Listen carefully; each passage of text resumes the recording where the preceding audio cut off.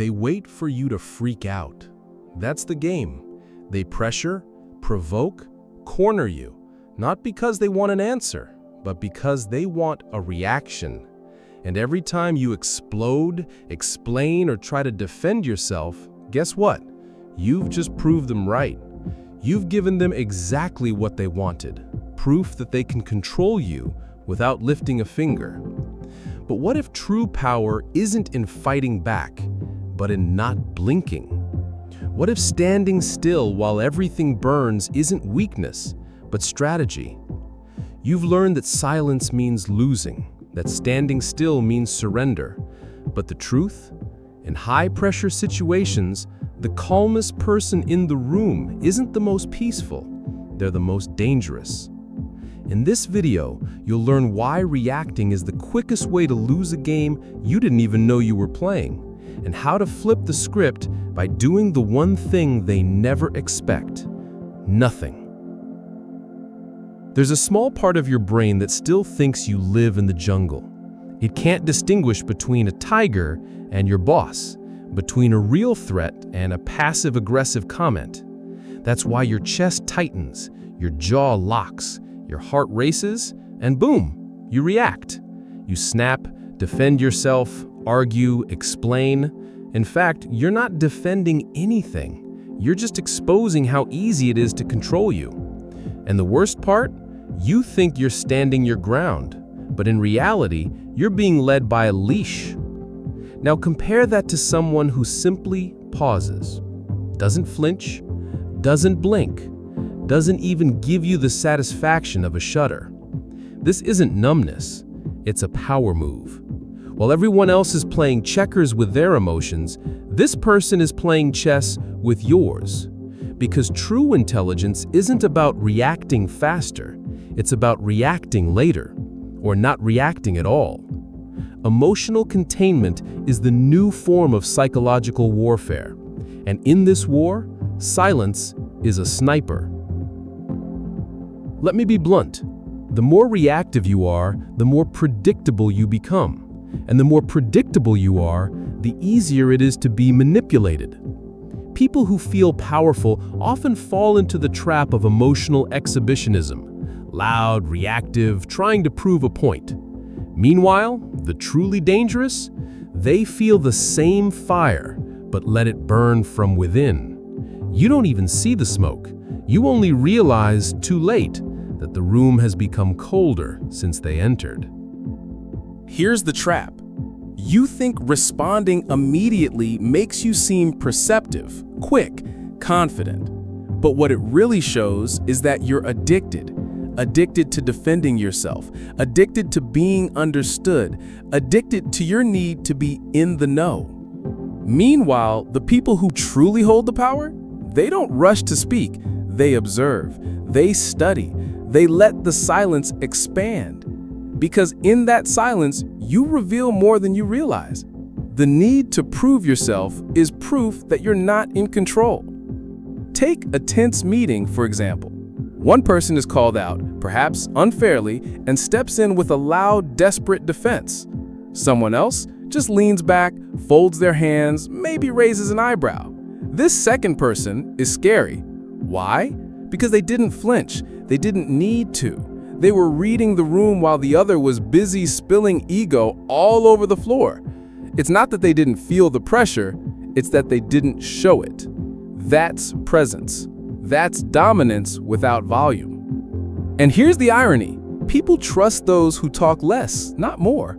They listen to those who pause before responding, because these people seem to be choosing their words carefully, which seems like wisdom. The loud ones, they may be entertaining, but no one listens to noise for long. Dominance isn't about dominating, it's about lasting. And the only way to do that is to stand still long enough to see exactly where the trap is. Let's face it, most emotional manipulation isn't a genius-level strategy. It's just pressure disguised as drama. And it only works when you take the bait. First, moral outrage. Someone accuses you of being disrespectful, insensitive, or unfair, not because you were, but because it's the quickest way to trigger guilt. And guilt makes people submissive. The trick is, they're not appealing to your logic. They're hijacking your identity. If you react to defend your character, congratulations. You've just given them the steering wheel. Second, the classic pressure of urgency. We need an answer now. If you don't act quickly, the opportunity is gone. This isn't strategy. It's emotional blackmail in a nice suit. People do this when they know you could say no if you had time to think. So they pressure you, flood your nervous system until your decision-making capacity is exhausted. If you feel pressured, it's probably because someone doesn't want you to calm down. React to their timetable, and you're playing their game, not yours.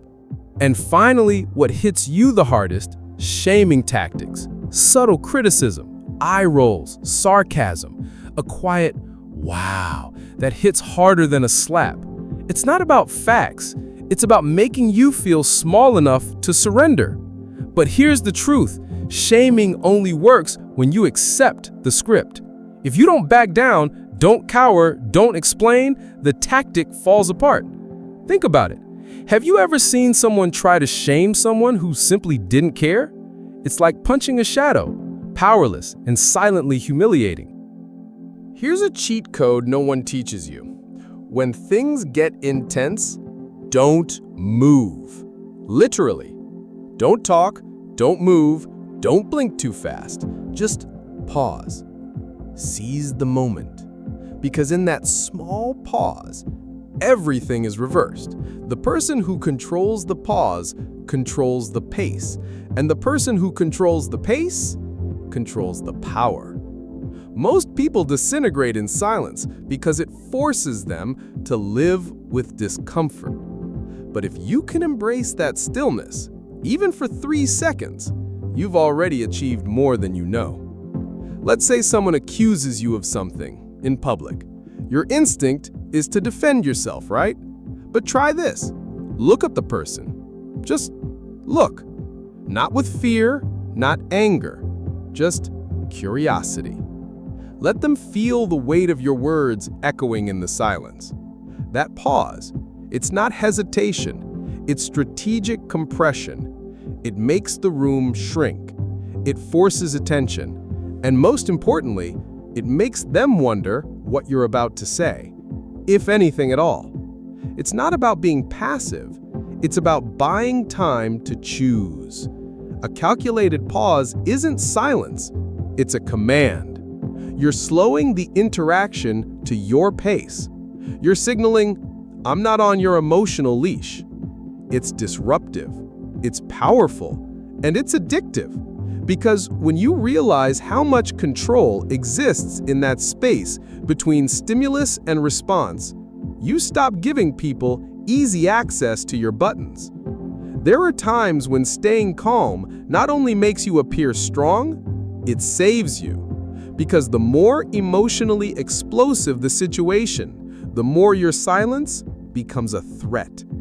It's unsettling. People expect a fight, a defensiveness, a meltdown, and when you don't give them anything, it messes with their script. They can't play unless you take the controller, and suddenly, you're the one making the rules, simply by refusing to play. Now, does that make you seem cold? Maybe. But here's the thing. Cold is exactly what insecure people call someone they can't provoke. When you stop reacting, people lose the leverage they didn't even know they were using. They'll call you distant, hard, robotic. Let them. Because while they waste energy fighting for attention, you're calm, focused, and dangerous. Emotional detachment isn't numbness, it's precision. It's the art of not letting other people's chaos cloud your strategy. And here's where it gets interesting. The person who seems the most carefree usually gets followed. Why? Because in a world where everyone's freaking out, calm seems to be the answer. It's a paradox. Being cool actually makes people feel safe around you. You become the anchor. the reference point, the eye of the storm. And when you realize this, you'll never again waste energy reacting to someone who never deserved a reaction. So let me ask you something. How much of your energy, your peace, your time have you wasted reacting to people who shouldn't even be on your radar? How many times have you fallen into other people's theater just because you couldn't stand 2 seconds of silence? The truth is, the less you react, the more powerful you become. Not because you're feigning control, but because you're choosing not to give it away. And if you start applying what you've learned here today, just this simple habit of pausing, observing, and mastering, you'll already become 90% more unpredictable. And unpredictable people aren't easy to manipulate. Now tell me, will you continue being programmable, or will you start becoming someone who observes before moving? Leave your answer in the comments. I want to know, when in your life do you need to have taken this calculated pause? And if this video shook you up, even just a little, subscribe to the channel and activate the bell, because we don't teach cliches here. Here, you'll learn the kind of self-control no one has ever shown you.